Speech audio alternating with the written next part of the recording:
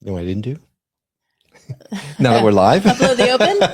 No, I uploaded the open. Okay. I just didn't download the script. Oh, there's a script. There is. Please hold for the script. Don't read my script. I'm not reading your script. Karen. Yes. I need you to stay calm. Okay. Okay. Today's guest is not just a spiritual teacher. Mm-hmm. She's not just a healer.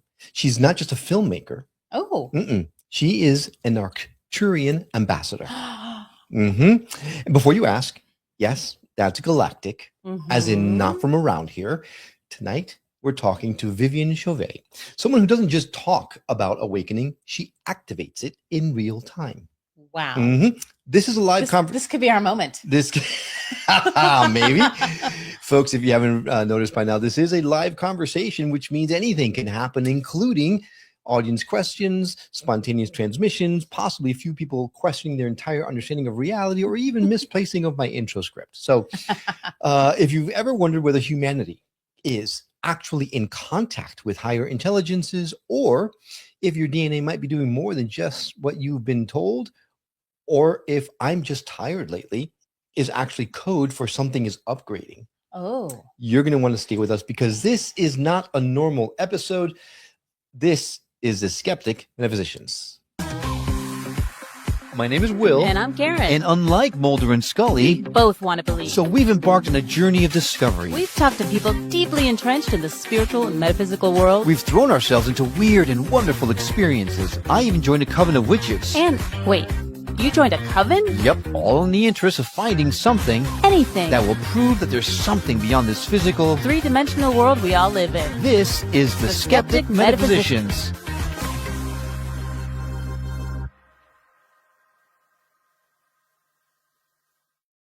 Hey there, I'm Will. And I'm Karen. And today's show is going to be something else. It sure is.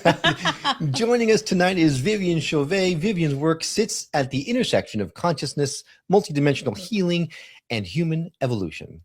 And for over 15 years, she's been guiding people through experiences that don't just inform, they transform. She is a renowned Arcturian ambassador, an evolved soul who leads global audiences through transformational activations that bridge galactic intelligence with the human conscious experience. I can't wait to dig into what exactly that means. The conversation isn't about belief, it's about experience. So, Viviane, welcome to the Skeptic Metaphysicians. How are you today? I am fantastic. Thank you so much for having me today. I'm really excited to be with both of you and everyone who will be watching. So definitely, and Happy New Year. We're opening a brand new year right at the beginning of new energies. And all of that comes with it, because I know that there's a lot coming out. But Viviane, before anyone hears any other words or receives anything energetic tonight, what is actually different about your lived experience of reality today compared to before this path opened to you? And it's a great question. So just to clarify, the path have always been open to me. I've always understood right at the early stages of my Earth mission that I am this visitor. And I came back here with the purpose of rebridging your galactic cosmic roots. It is so natural, so innate, and yet so forgotten at the same time. And so it's always been a part of who I am. Everything I do, I see, I feel, I touch, I implement, I am influencing and have been influencing this planetary field and the global conscious human field, even as a child. And that understanding is simply deepening as I'm expanding, growing deeper, more integrated into my Arcturian form with this humanized form. So it's just been a journey for me of learning, observing, but also interacting, not only with people, but also with the ecosystem of this planet. I connect with many species here, whether it's I talk to animals, whether I talk to stone nations, or mountain range, or elementals, or the consciousness of Gaia herself. So everywhere I travel, I'm always in these deep, direct communication mode, because everywhere I travel, I am being recognized as this visitor in this hybrid humanized form known as who I am today, my personality, Viviane Chauvet, is a 3D aspect of my Earth journey. But I am this Arcturian soul being. I am this ET being at the soul level, and I chose to be here. And I can see how everything is shifting so incredibly, and also the challenges that comes with it. So this is why when these wonderful questions are being asked of me, I say, well, it's the other way around. For me, it's the reverse. Is I am waiting for the human consciousness to expand so we can have these deeper conversations. Oh, Wow. you know that you just came on and just like you said a lot in that one answer. So Yeah. let's take it a step backward and reset for a second so that I can wrap my head around everything. You are literally, what you're saying is you're literally an Arcturian. You're an extraterrestrial intelligence incarnated into human form. You are an ascended Arcturian being in a holographic human form, is the way that I've heard you explain it. And right? and I know, like, a lot of people have heard Arcturian before, but they don't really know what exactly that means. Like, where are you from? Yes, both. So let's incorporate both aspects of what you said, Will, with what you mentioned, Karen. I think it's going to be very complete. And so for me, I'm going to attempt to make it as mainstream as possible. For me, this is very basic. So I am attempting to readjust. So you are correct, Will, is I am an Arcturian being. I come from the Arcturian civilization. And who we are, just to bring that in, is that we are known as one of the most ancient and already ascended intergalactic civilization. Think of us as a civilization. I like to use that word, rather than, it could be star nations, group consciousness, rather than ETs. So we are, because we're existing outside of your Earth-based reality. So from that standpoint, we are an extraterrestrial. We are beyond this realm. We just simply come from a higher dimensional realm that we call Arcturus. And from an astronomy perspective, Arcturus is I think it's the fourth or the sixth brightest stars that is visible from this planet, from the solar system. Within the Bootes constellation, and the constellation is about 36 to 40,000 light years from here, which is for us a blink of an eye, because we have the technology to travel in great distances. So just to get some reference through astronomy, through who we are as a very ancient interstellar civilizations, we're talking about millions of years old. This is how ancient we are. So in that sense, every time I communicate with my family, I always ask them, I said, are you sure I'm not human? And they said, oh, dear one, you are one of us. It's just that you embody this form so well that you forgot your true self, but you are one of us, and you're here to help the humans. And this is how they speak to me. And this is done with love and energy. And Arcturians were so engaged in your evolution. We're so engaged in seeing, life blossoming and expanding, and really going into freedom and reclaiming sovereignty and your full memories of who you are, because we know you forgot. And so I'm attempting to help to sparks those connectors, those sparks of memories that will help you understand better who you really are. And so this is why I'd say, should I just make contact in my Arcturian form? And I'm going to be looking very much ET to you, or can we do a compromise, which is a big endeavor for us? Can we construct a template or a body, a vessel that will allow me to experiment humanity still, and while retaining my Arcturian self and my connection, my gift, and everything that I need to fulfill my Earth mission, but still being able to be on the planet, talk with you, shake my hands, we can go have a drink, have a cup of tea, or let's have a piece of cake together. And it's much more relatable than said, oh, Will and Karen, I'm going to connect with you through your dream state and asking you to do a podcast with an Arcturian being. You're going to go, did you have that dream, Will? I had, Karen. What happened? We really hallucinating. Like, what's going on here? And it will not go through. Right. So this is why I wanted to experiment, but it feels like to be human, because it's a big deal. Being a human is it's a big journey, and it's something unique, powerful, compassionate, scary, and all the emotion comes with it. It's very, very different from our reality. So do you know the old saying that there's the best way to understand somebody else's journey is walk in their shoes, walk in their path? Well, that's what I'm doing. I'm walking in your shoes, so to speak. So I'm going, now I get it. It's like, now I get it. How do I get back? Oh, I get it. Like, okay, Right. time to come back to my Arcturian self now. No, Well, but then that begs a big question mark, right? Viviane, why? Why put yourself through this? Why come and try to help us? Why are you here?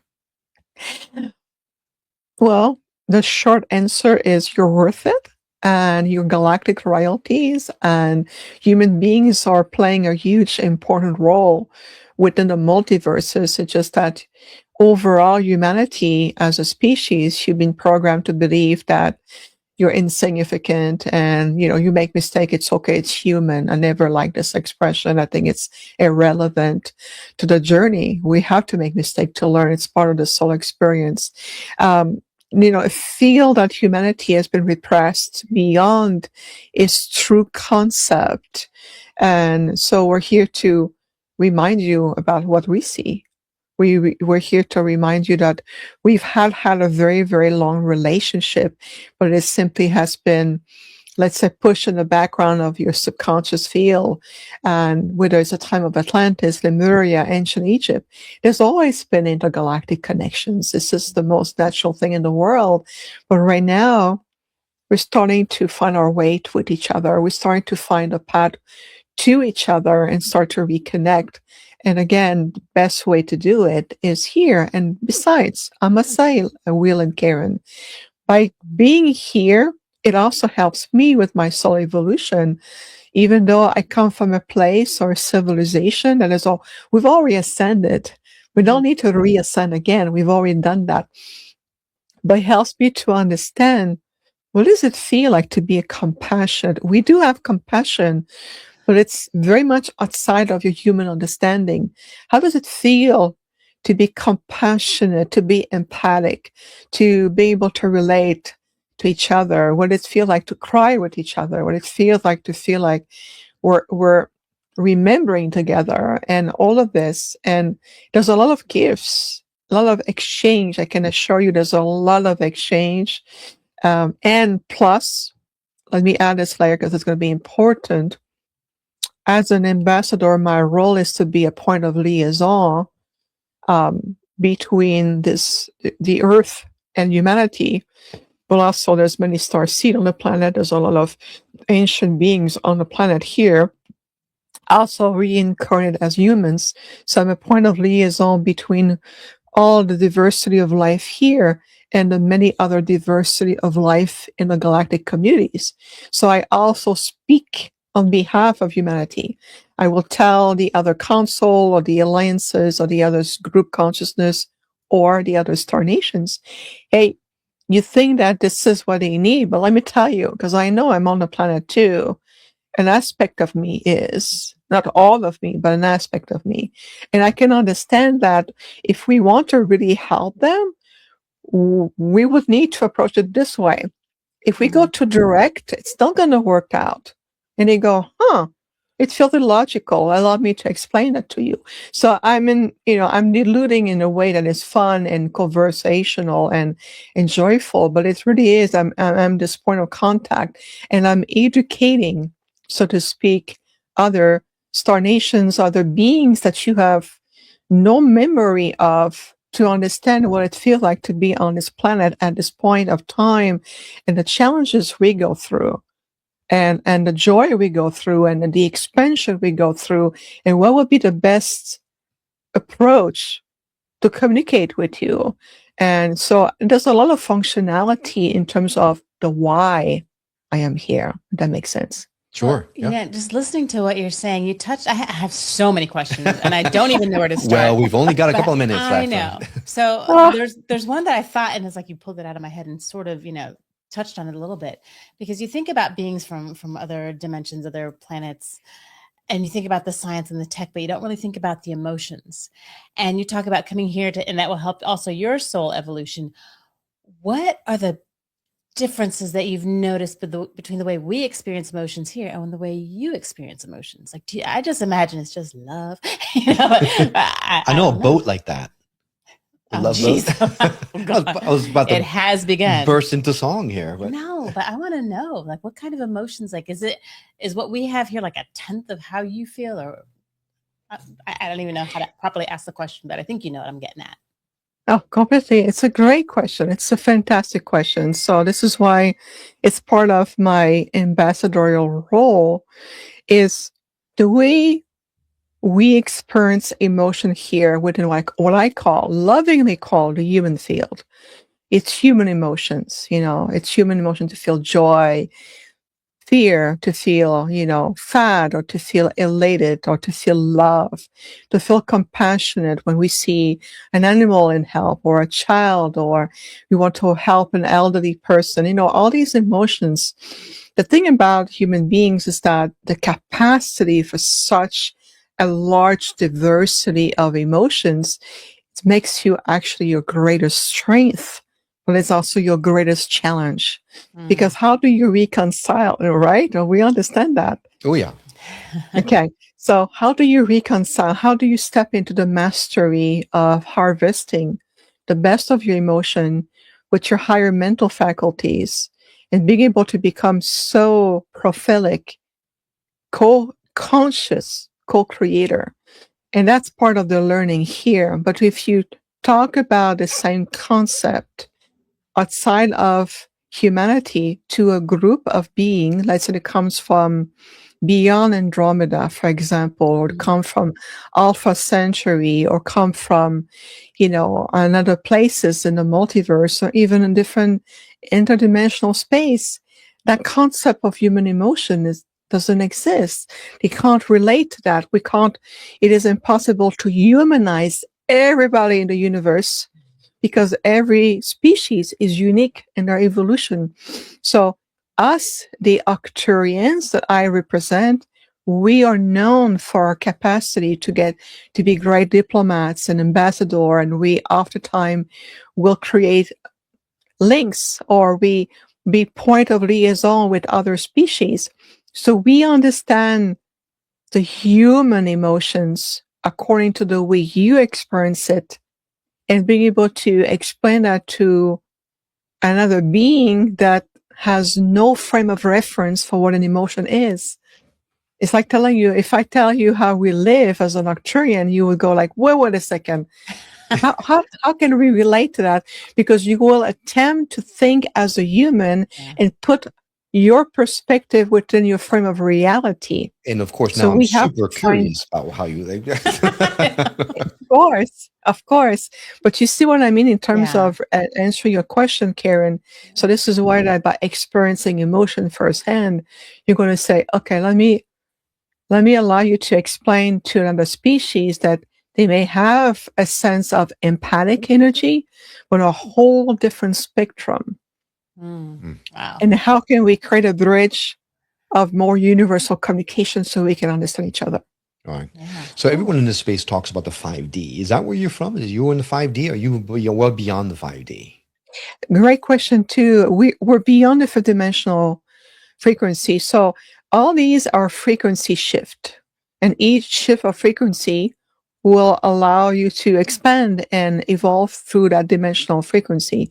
So Arcturians, we choose to utilize the fifth dimensional frequency as a platform of communication. But we're higher dimensional being. We can essentially we prefer to maintain our vibrational core more between, I would say, 7 and 8 dimension. Wow. That's more of a natural state for us. But we have the ability to adjust our frequency to match with you, but without being too lower. We can't go too low. That's we all. You're so eloquent. I know. I'm super. But all I can you. think of is there was a book called Flatland, I think it was. I read a long time ago, and it was the two-dimensional world. Finally, someone escaping from two-dimensional into the 3D. So I can't even fathom. I can't wrap my head around 7th and 8th dimensional beings. The differences between first, second, and third dimension are so vast. Like exponentially, it goes up from there. So I don't even know what to say. How to say it. I mean, it just seems too much for my mind to comprehend. So I totally understand what you're saying, and yet here we are trying to figure it out. So how many dimensions are there, or is there like an infinite number? Oh, so all of the above. So I'm going to go to you, Karen, and I'm going to go back to what you just said, Will. In reality, there's infinite dimension. For a point of reference here, we talk about shifting from third dimensional to fifth, because the fourth dimension is just the astral plane. It's a transitional point. You don't linger on the fourth. It's a transitional point. Oh, okay. And the fifth dimension is what we talk about a lot right now, because human beings, you are, as a species, individually and collectively, and within the planet, in the midst of a great changes. And so when you mention, Will, about your mind is unable to wrap itself around it, you're correct, because this is beyond your third dimensional personality mind. It's no longer about the egoic mind. We're talking to your entire being. It's about opening the field to your higher mental ability to understand all of it. Everything that we just talked about, it's 100% understood by the higher part of you, with the 3D human part going, whoa. How can we even phantom that? If that makes sense, just from perspective. Makes perfect sense, yeah.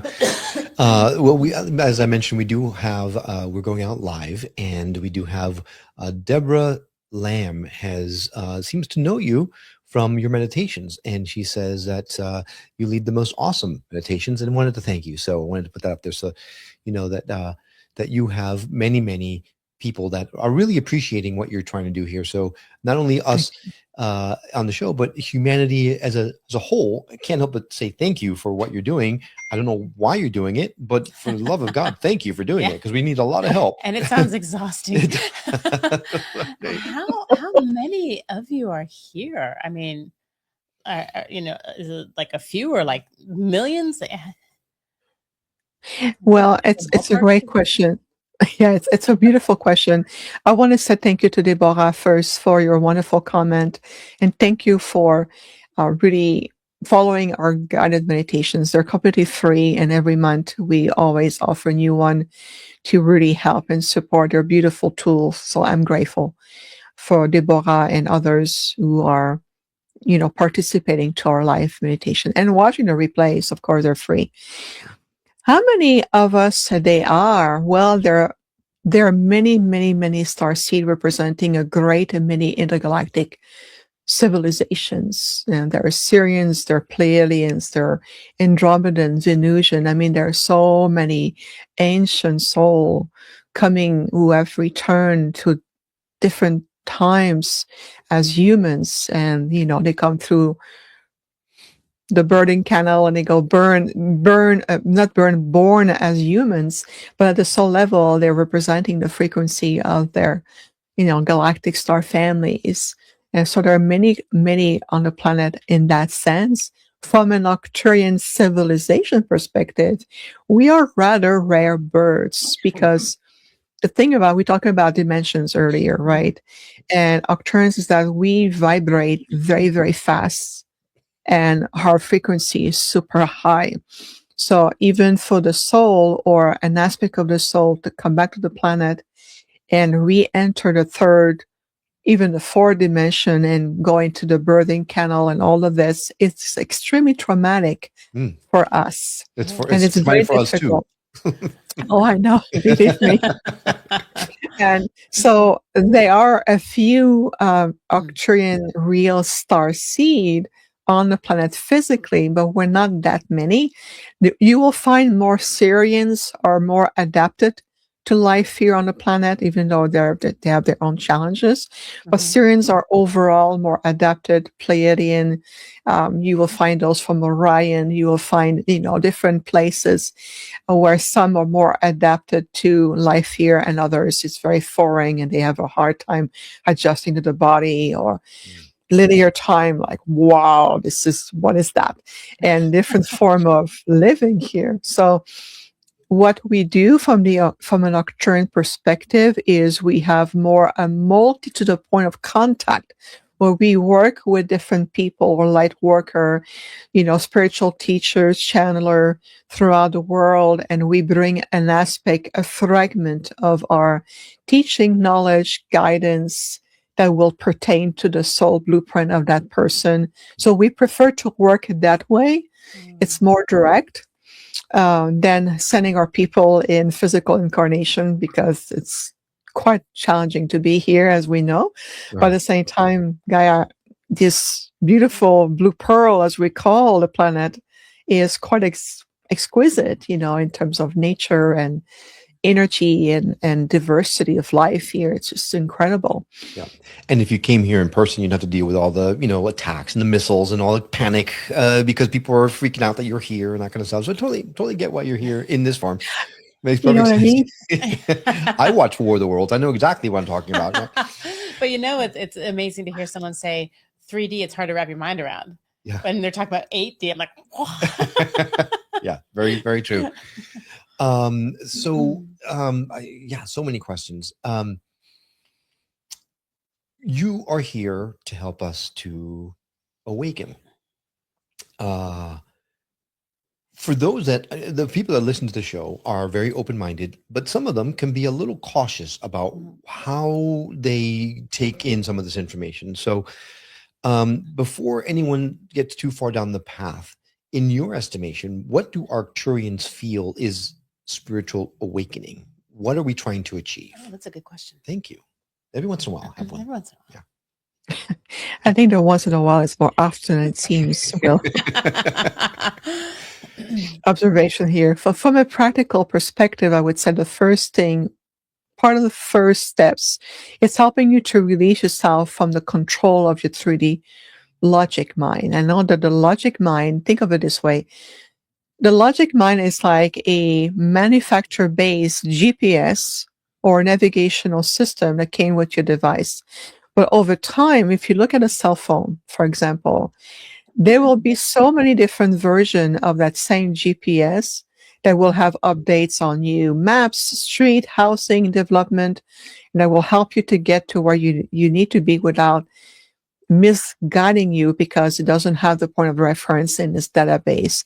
So the 3D logic mind is very something similar. It comes with the body. It comes with a survival mode of the body. And it doesn't mean that it knows everything, and is very greatly influenced by your subconscious mind. That's where all the trauma, the belief system, the mindset, and everything else that you've learned at that level is stored. So the 3D logic mind, or the ego mind that we call the 3D personality mind, will dictate to you, oh, this is far out of my reach. This woman thinks she's an ET. I don't think I am, for one thing. That's just to clarify that. And number two, whether your 3D mind tells you that it's real or not, it changes nothing to my reality. Mm-hmm. So this is why that's in practical ways we start to listening more through your heart's intelligence, which is relate to more your soul intelligence. You're the infinite being of you. You come with so much knowledge already encoded in you, available to you. So imagining, again, I'm going to go back to the base-like version of a GPS or a navigational system. Will you navigate through life through a basic or you want the latest upgrade app that will get you the faster and the easiest way to where you need to be. And so that's the comparison here I'm using from a practical perspective, if that makes sense. It does. I'm smiling as I'm listening to you because something just hit me. We are sitting here with an ascended being who has incarnated back on this planet, which means that you have all of the answers that we have been looking for 5 years and then some. I've got questions. Oh, so because is that fair to assume that, I mean, you are in the 7th, 8th, 9th dimension, so you have gone through this process, so you can guide us in this way because you have a lot of information that we in the 3D don't, right? Because we've forgotten all this stuff. You remembered a lot of this stuff. Is that fair to say? I do have a good question. I do have access to knowledge that is necessary at this stage. So think of it this way. I am still in my Arcturian form, and only aspect of me is here. There's only an aspect of me. I sent out a fragment like you did. There's only a fragment of you in this body. And you play your role really well. You play the role as Will, play the role as Karen, play the role as Deborah. And we play these roles. But you have to think about that. What is absolutely not difference between you and I is that we both and all of us sent only a little fragment of ourselves. You know, it's like a pebble. A fragment of you is in this body, playing this personality and all the belief system and everything. You too have access to a lot more answers, but not the answers from your 3D mind, from answers from your soul Akashic record, from your soul experiences. How many incarnations have you really have? You have no idea right now, but your soul remembers. So there's the same principle with me in the sense that I do have access to all the sum of the knowledge of the Arcturian archives, and my soul experiences were very ancient soul, and all of it. What we mean is that we're utilizing discernment of how much information / knowledge can be brought forward at what time, because there's a very much synchronicity of when we bring in. It's not about the knowledge itself, it's the frequencies and the ripple effect that the knowledge will have. So we are very cautious, very mindful of how much do we bring at one time, with whom and where, because our role is to never interfere in your natural organic evolution. We're here to helping you to guide in our directions along the way with teachings, guidance, directions, and like master guides will do. But we also want to give you the opportunity to feel and experiment what your soul has come to do. So this is what it's a great balance right there. Right. There you go. Yeah. That makes a lot of sense to me. Yeah. So I just had this question that I've never had pop into my head, so I have to ask it. Okay. Oh boy. So we do hear that about there are some people, some humans, as far as what we've heard, what we think that Beings, have right? some like humans. Okay, like us. Yeah, like us, that have actually ascended and made it past this 3D. So here's my question: are there any humans that go to other planets to do what you're doing here? But they go there. Ooh, good question. Yeah. Yes, exactly. Absolutely. There are other human beings on other planets and other places. Think about it this way, is your soul may have experienced life on many other planets. You may have been a Syrian. You may have come from the angelic realm. You may have experienced also incarnation on other star system, galaxies, different places, and you may have had a series of incarnation here on this planet, right in the solar system, right here on the planet. All of these are facets of your soul. When your soul, not the human personality, but when your soul is complete with a certain life cycles or incarnation cycles, and the lessons I've learned, the karmic lessons have already been cleared, the wisdom is earned, you're ready to evolve to new octave, and of course your soul will be allowed to move on. There's no need to come back as a human beings, 25,000 times. Some soul would do that. Have you seen that? Some soul will remain as a Syrian for maybe several thousands of years. But at some point, the soul will evolve beyond a need to incarnate into a specific civilization. And you move on. So someone somewhere else could be having this kind of conversation, but saying, I'm actually an earthling and I'm here to help. I'm hoping we'd say Terran instead of Earthling. I was just using like the regular layman's jargon. Right. And so that soul that's been incarnated 25,000 times, that would explain why I'm so tired all the time. Okay, so I have another question. Okay, what's the question? Yeah. So you mentioned so I had the two. I'm like, you're on a roll. I can't forget these two questions. Okay. But and she touched on it again. So you mentioned the angelic realm. So people, we talk about angels a lot and spirit and soul, and a lot of people think that's an automatic angel thing. But so in this conversation, I'm thinking, well, maybe there aren't angels, maybe it's just different beings. But then you said angelic realm. So can you explain? Are there angels in the sense that we think, or is that just another galaxy or galactic being? Or a dimension? It's a great question. I'm glad. And I felt the guidance to introduce the angelic realm. It's a realm. It's no longer a physical location like a planet or a star system. This is a realm. So, here on the planet, angels are a big part of people's life. Yeah. And they're beautiful beings. I've seen them myself. They don't exactly look like the way they've been depicted. But think of it this way. Angelic beings are part of creation. They're part of everything. They're just I apologize to the angelic being. They are a beautiful and important part of creation and expression of creation. They simply are beyond personality, beyond physical incarnation, beyond identity, beyond being on a planet, or beyond representing a civilization. They play their role as the guides, for example, whether it's to a planet, a new civilization, or in the midst of a huge transformation, individual souls, group family of souls.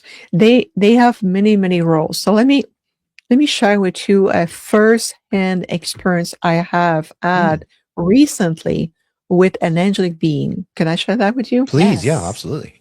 Oh yeah, and so as an Arcturian being in this hybrid human form on the planet, I attract the light and the dark. And there's dark beings, there are beings who are neutral, there's beings who are full of light, and they're all attracted to me.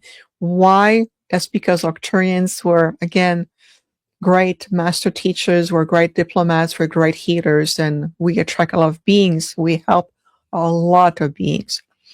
And so right before the new year, because we are now in 2026, I had a conscious out-of-body experience that you would call a lucid dream. I don't know if you're familiar with the term lucid dreaming. Sure, yeah, Okay. absolutely.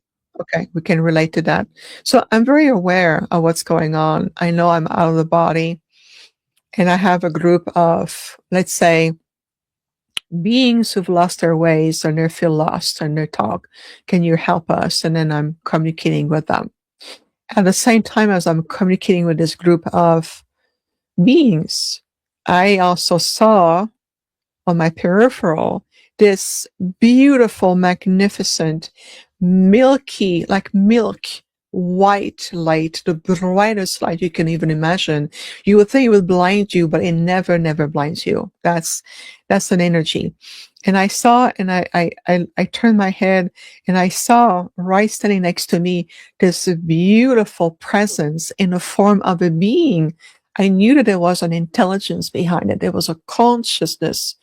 And the being says, I'm an angel, or I'm an angelic being, and I come to support you in your negotiations with this group of being that you talk about, these entities. And I'm here to supporting you.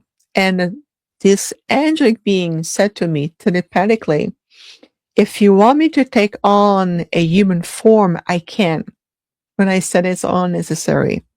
So what it is that I understand that this angel, who doesn't look like a human, have no halo, no wings, no beautiful female or masculine feature, because they know that this angelic being understand, and I know what they are. They don't need to take on this human form to make me feel more comfortable or at ease, because they know they're talking to my Arcturian self. So this beautiful presence of the light stay with me.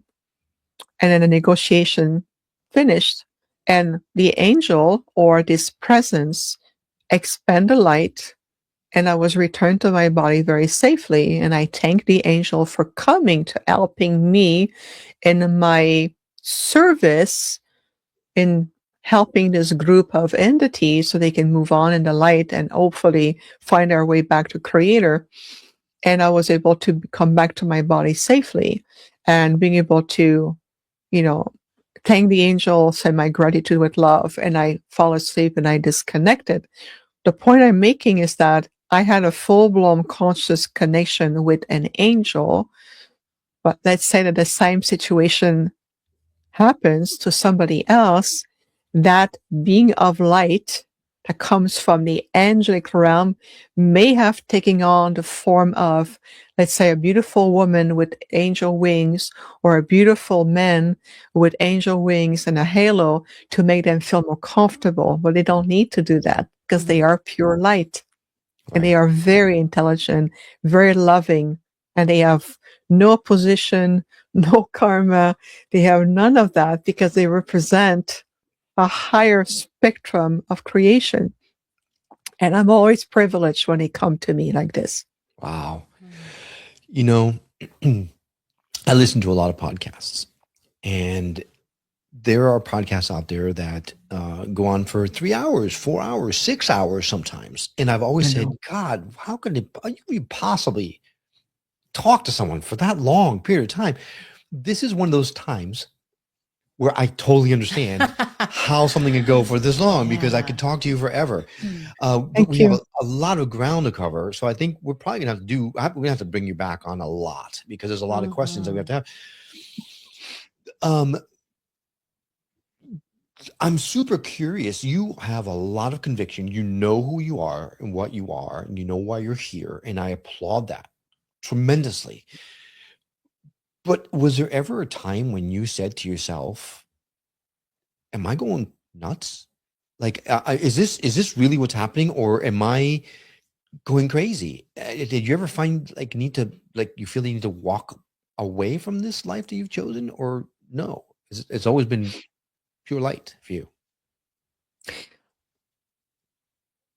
To a certain degree, and I'll give you an example to this to illustrate my answer. This is a great question. It's very personal, very profound, and very, we're going into a more emotional state, and I love that. There are some times where I ask my Arcturian team, as I call them, my team. I said, I really don't think the human beings will ever be ready for me, and I'm questioning. I think you're right. Well, at least we're here. We're conversing. It's a great step, right here.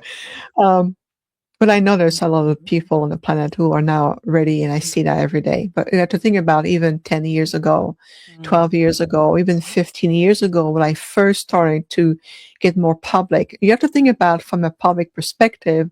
I used a timestamp of 15 years ago, but I've been on my mission ever since I've been on the planet. So there's many, many more years. It's more like 35 years plus. But before I was introduced from the public perspective, there are times where I was constantly under attack, because they are dark beings on the planet too. And there's nothing to be afraid. There's nothing to fear. It's just a neutral recognition. They are light beings and they are dark beings on this planet. And it comes to the point where the level of interference that I had to overcome was off the chart. I could even write a book about it. Maybe one day I will. The level of interference, the level of obstacle, the level of, that's in addition to, get acquainted and with people, and then trying to make a breakthrough, and then pushing through, and still living a life where I spent 20 years working in corporate offices. Can you see me sitting on an office computer, getting phone calls? Thank you for calling customer service today. How can I help you? Sorry, no. I did it. There was purposes behind it, but I have to go and living this, what you will call a more 3D normal life. And I went through that, and I would sit down in my office with, my colleagues for X amount of companies, and I don't want mentioning because this is pointless. Mhm. And some were very drawn to me, and others, they couldn't stand be around me, and they couldn't understand logically why. That's because of my frequencies. I don't have to talk to emanate who I am. I can just be sitting in a public place, and I will change the very nature of the fabric of the reality around me. So coming back to your statement, Will, is there are times where I question, should I stay on the planet or just return in my Arcturian self and come back to my delegation and continue my mission that way? Not only for me, to help my health, to my well-being, helping you to ease, to be able to make it more easier. And also I was questioning the impact I had on the planet. And I went through quite a bit of challenges, quite a bit. And I would say, even as a 5-year-old child, I would have dark being coming to me and telling me, "Oh, you Arcturian, we don't want you on the planet. You should leave." And I was 5 years old. And I would tell them, "Well, I just started my mission here. I'm going to be here for a long time. So you need to get acquainted with me."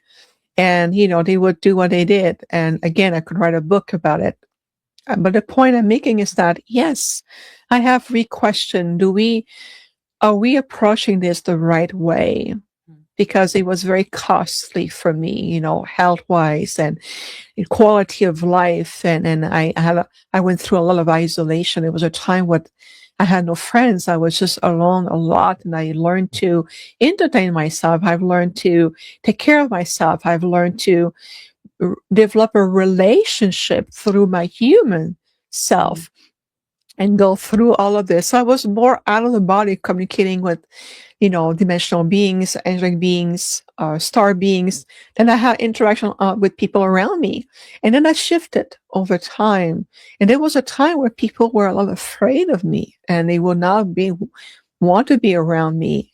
But then that shifted, and then people are intrigued, they're open, and something ancient is activated. There's something, there's a love, there's an energy, and they want to be around me. So I've seen a complete reversal of interaction, and today it's completely the opposite. So all of this to say that either way, I am glad that I stayed, because on 2 occasions over the years, I was given a choice.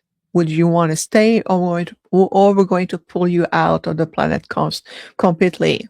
Twice. And I said yes, pull me out of the planet, and something will come and convince me otherwise to stay. And I did stay. And I will tell you, honestly, I am glad, really, really glad that I continued without interruptions, because it is so worth it. Ultimately, it is so worth it. Yeah, there's something to be said about the experience, right? The 3D experience, the joys, the sorrows, the ups, the downs, everything about it is, from what I understand, is a unique experience that isn't available in a lot of places. So, No, and it's true. You have to understand, and it's a good point, is life as you know it here,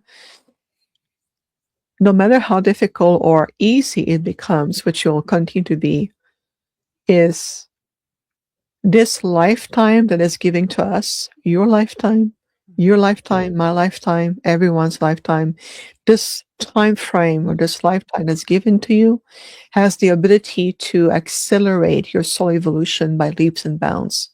So this is why I say it is worth it, ultimately. all right. Wow. I just wish I remembered volunteering for this. I know, right? You did. Congratulations. I know. I've been told that, but hell if I remember. I don't know why I'm here, but okay. So, I'm sorry. No, please. I love this. Yeah. So you mentioned earlier, the one word slipped out that I just like a pit bull jumped on. You said the creator. Is there just one creator? Yeah, that's a great question. So when we talk about, how could I say that? The creator, what we refer to the prime creator or supreme source, is this omnipotence, omnipresence, intelligence that is behind everything, everything. So think of it this way. Imagine for a moment to your heart, release the 3D mind. You connect to your heart, that you recognize that you are too an infinite being. You are an infinite being. You are eternal. What is temporary or mortal is your physical form. How many physical bodies did you have? How many identity did you play? You have to think about those questions for a moment. So just from that standpoint, when you connect to your heart and you feel you allow universe, omnipotence, and omni-intelligence, the supreme aspect of all, that prime creator of all. It is that supreme intelligence. I have met an aspect of the prime creator a few years ago, and I understood at that point that everything, every dust of sand, every dust of stars, every planet, every human being, every animal, every tree comes from that omnipotence, omnipresence of all. Now, from here on the planet, I understand as many different deities, goddesses, belief systems. Well, ultimately, it's all leading up to that optimal source.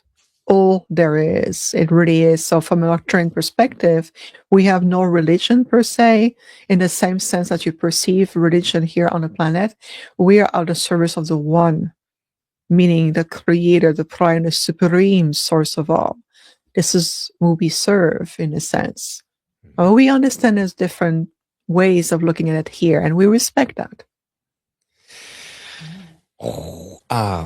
Viviane, I have 4 pages of questions. I've gone through half of a page. So, because I keep getting, I keep remembering other ones. There is one question that came in from the audience. As I mentioned, we are live, and one of the audience members sent a question over. I don't know if you can answer it or not. So if you can't, no big deal, but I figured I'd give you an opportunity. This comes from Awakening Waters, and they say, can you talk about or explain the sudden ability to see dragons in the clouds, the walls, the trees, etc.? Is that something you can explain away? Yes, actually, absolutely. It's very easy, and it's a beautiful question. So thank you for Awaken Waters. I appreciate you. If you talk about yourself, which I suspect you are, if you start to see more dragon energies and things start to open, it's because you are shifting. Think of it as a graduation. You're starting to open your consciousness, your higher intuitive centers are opening. You start to step beyond the perception feel of touch, hear, taste, all the physical senses. That means that there's an evolution, that something is opening and awakening in you, and you're starting to vibrationally being able to have a higher capacity to perceive what has already been coexisting with you, but was simply invisible to you until now. So if that's the case, trust yourself, trust from your heart, take a deep breath, acknowledge your ability, allowing to grow and expand for you, and explore, have fun with these new renewed senses, and invite these old friends, and dragons are old friends of really ancient beings, whether it's your guides, whether it's different either energy, whether it's tree. Now finally their consciousness started to open to you. It's because it's you are the factor that is reopening yourself to what's always been available to you, and that's the good news. So congratulations. Well That's beautiful. Thank you. Yeah, and thanks for that question, Awakening Waters. It's amazing. But then does that mean if you start seeing like flea energy like I have been, am I regressing? Because I'm not seeing dragons. I'm seeing little things. So maybe What are you saying? I'm losing. Yeah. No. you're not evolving. There's no de-evolution here. Remember, everything is energy. Everything is an opportunity. And actually, in the animal kingdom, even a fly can mean something. So there may be something there. Yeah. Oh, that's true. So when you talk about dark energy, and you said we don't really need to be afraid, Mm-mm. But we are, I mean, we're kind of taught, like that can be harmful and all evil and all of this stuff. What then is dark energy if it's not something we need to fear? How do we change our mindset around that? Changing the mindset is the key word. So imagine as a child, this dark being coming to me, and they will take disguise. Some of them will, they're how could I say, they're master tricksters. They like to take on disguises. Okay, they will disguise themselves as a demon, or, which is, again, it's a graphic, it's a depiction, whether they come to them as, fearful beings and all kind of stuff. And I have a long list of experience with them, long. The one thing I have learned the most, and this is true for everyone, it's beyond just me here, this is everyone. The more you're self-assured, the more you cultivate that beautiful, loving relationship to yourself, with confidence, with benevolence, with certainty, with groundedness. I'm grounded to that reality that I am a being of light and having this human experience. I'm connecting to Gaia, the earth. I'm connected to the universe, the stars. Everything is a part of me. These beings who are oftentimes are more self-serving, and they are afraid of losing their, how could I say that? They are oftentimes fearful of you more than we can fear them. But they're louder. They seem to be more in control. They seem to have more resources. They seem, and that's the key word. Is recognizing that when you stand in your light, you stand in the love. I love myself. I am self-confident. I know my self-worth. You're shifting your frequency. We talked about shifting from 3D to 5D earlier, or it's something very similar. The more you're holding light in your mind, in your heart, in your body, the more you are holding with consistency these frequencies, they can no longer affect you the same way they used to. So think of it this way. Let's say you have an old radio box sitting on your desk, and you play with the AM frequency. I'm going to go to AM, listening to old shows, talking about things that are no longer relevant, or listening to music that from that AM.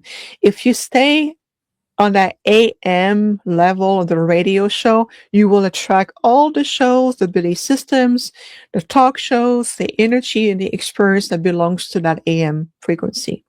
If you shift it to FM, you start to get newer show, more like higher mind, or newer music, or higher energy. Whoop, whoop. It changes your field. Your experience of the same radio box changes completely. Well, it's the same thing with dark being. And they are counting on you to stay tuned on their channel. And when you said to them, look, you too can be part of the creator. You too are part of something much more infinite, but you have forgotten, and you think by manipulating others through thoughts, emotions, self-serving instead of being of service, by fear-based energy, or other form of mechanism, you think that you're going to maintain your existence, that you maintain your relevance, that you maintain your self-importance.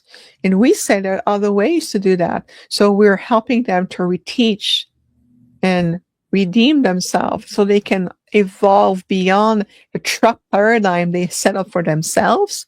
And they're counting on you to feed them. And you say, no more feeding. I'll teach you instead. That'll be much more effective. I've been doing this my whole life with dark beings. Yeah. That's a great way to explain it. It's such a perfect visual. So, Viviane, we are woefully out of time. I did want to touch on the fact that you are not only the visionary creator of the Arcturian Energy Matrix Healing, but also the Arcturian Healing Arts Program, and you are the founder of the Arcturian University of Universal Consciousness, which is the only official embassy sanctioned by the Arcturus Light Council available on this planet. That is a lot of responsibility. That's what I'm here for.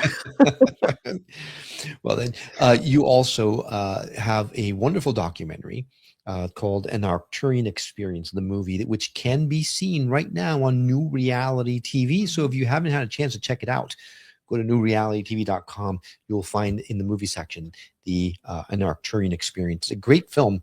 It's not really a film, actually. It's an experience, right? It's an activation, which is, I would venture to say, life-changing. So if you want to learn more about Viviane, you can always go to her. You've got two websites, right? You've got the Arcturian ArcturianUniversity.com, and then you also have InfiniteHealingFromTheStars.com. You can always learn more about Viviane on either of those websites, or you can always just go to newrealitytv.com and watch An Arcturian Experience, learn all about what Arcturus has in store for us. Viviane, we absolutely have got to have you back. I have three more pages of questions I need to have answers to. We didn't even touch on so many things I was really excited to talk to you about. So thank you so much for taking the time and coming and speaking with us today. Any last words of wisdom you want to make sure you impart on our audience before we say goodbye? I just want to thank you both for an absolutely wonderful journey together today. And I know that it's been a first one, and we're going to explore more together, which I'm excited about it. The two websites that you mentioned are really interconnected. The university has beautiful, everything we offer, the community, the retreat, the membership, everything is there. Infinite Healing from the Stars, it's everything. It's my big umbrella where you can find everything on it. So either way, you're in the right place. The good news is that I'm going to be releasing my second documentary this year. Ooh. Is it going to be on New Reality TV? Well, we can talk about that for sure. Sorry, a little self-serving there, but Hello? I like that. Well, it's important in that sense. That's a good self-serving. Right. You miss every shot you don't take. No, it's absolutely great, and this is a good self-serving. It's going to be entitled Galactic Awareness. This time, it's more. Think of it as I'm speaking to everyone on the planet and to Gaia herself from a perspective of an ET being. And there's some, part of some ancient history, wisdom, exploration, and powerful reminders that we need to have, especially moving into 2026. And I filmed it into a beautiful place called the Boyce Thompson Arboretum that is here in Arizona. And it's a beautiful ecosystem of different, energy from all over the planet, whether you have the Australian ecosystem, the Arizona ecosystem, they have trees from China, Japan. It's amazing, and we're so grateful they allow us to film there. Mm-hmm. But it's coming up. It's in addition, it's still in editing form. I just spoke with my editors today, and most likely, I would say, potentially maybe from April or May, it's coming up, but it's coming, and we'll have it. I am looking forward to seeing that. Yeah. Holy smokes. So much more to talk about. Viviane, thank you so much. I know you have monthly events that you offer for those that go to your websites. I know that you have annual retreats that you offer to people. You have a really strong, loving community that we invite those that are watching or listening to explore and perhaps become a part of. So we really appreciate you coming on and sharing your wisdom with us. And we look forward to our future conversations. Thank you so much. So looking forward to it. There's so much. But the thing, take a deep breath. Remember, every day your breath guides you back to where you need to be right here, right now. And that's important. Follow the breath, reset, and then move forward. So come back to your breath all the time. That's great advice. Thank you. And if this is your first time watching or listening to the Skeptic Metaphysicians, you can find us on all the podcasting platforms. All you need to do is look for the Skeptic Metaphysicians. You can't miss us. Of course, subscribe, like, share the video, because we are all about trying to share these messages with the world. So thank you for listening. Thank you for watching. Viviane, thank you for coming. And we look forward to our future conversations. Until then, take really good care. My name is Will. And I'm Karen. And unlike Mulder and Scully, both want to believe. so we've embarked on a journey of discovery. We've talked to people deeply entrenched in the spiritual and metaphysical world. We've thrown ourselves into weird and wonderful experiences. I even joined a coven of witches. And wait, you joined a coven? Yep, all in the interest of finding something Anything. that will prove that there's something beyond this physical, three-dimensional world we all live in. This is the Skeptic Metaphysicians.